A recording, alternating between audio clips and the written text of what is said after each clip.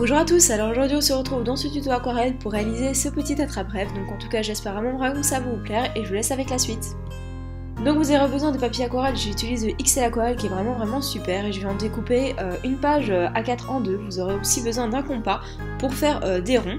Donc moi j'ai réalisé des ronds comme ceci, après vous les faites un peu comme vous voulez. Puis je vais réaliser des sortes de pétales dans le petit rond et des beaucoup plus grandes dans le rond extérieur et je vais en faire d'autres qui se chevauchent en fait. Ensuite je vais réaliser toutes les petites plumes, donc là j'en ai fait assez bien, j'ai essayé de les faire un peu de manière floue pour que ça soit plus dynamique.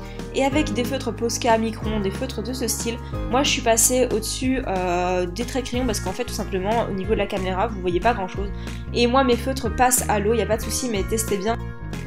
Ensuite vous aurez besoin d'aquarelle, donc moi j'ai fait une vidéo sur les bases de l'aquarelle, n'hésitez pas à aller la voir si vous ne connaissez pas bien l'aquarelle. Vous aurez aussi besoin d'un pinceau.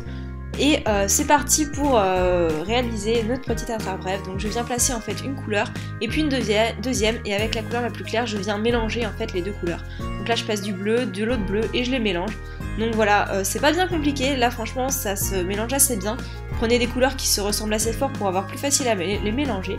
Et ensuite je viens prendre la couleur qui ressemble le plus à ma plume et je vais faire la petite ficelle. Ensuite moi j'ai décidé de rajouter encore quelques petits bouts de ficelle parce que je trouvais que ça faisait un petit peu vide et j'ai en trop de rajouter des ficelles noires avec des petites croix, des petites plumes noires pour que ça fasse un peu plus de contraste et même des petites ficelles avec des dégradés. Donc là j'ai pris de l'orange et j'ai dégradé avec du jaune et puis j'ai fait des petites lignes, donc je trouve que ça donnait vraiment mieux.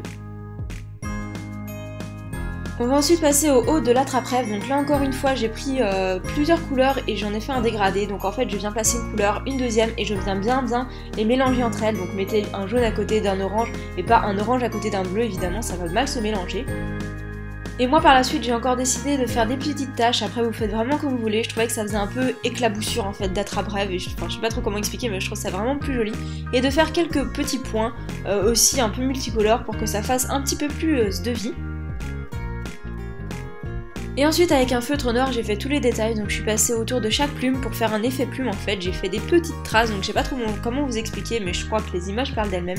J'ai essayé de donner un effet bien réaliste à la plume et que ça lui donne encore une fois plus de vie, mais je crois que c'est un peu le but de cette aquarelle, de la donner un peu de mouvement, et je trouve vraiment que ça donne un effet vraiment beaucoup plus joli avec le feutre autour. Et j'ai fait aussi des petites boules pour faire des sortes de petites perles.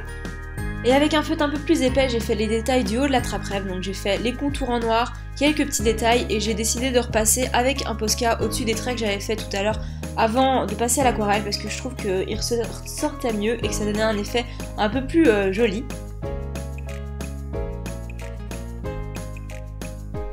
Et voilà, cette aquarelle est déjà terminée, j'espère en tout cas vraiment qu'elle vous aura plu, c'est le tuto qui m'a été le plus demandé depuis un an. Donc j'espère vraiment en tout cas qu'il vous aura plu, n'oubliez pas d'aller voir mon Instagram, mon Facebook que je viens de créer, ainsi que mes précédentes vidéos. Donc sur ce, je vous dis à très bientôt dans une prochaine vidéo, bye!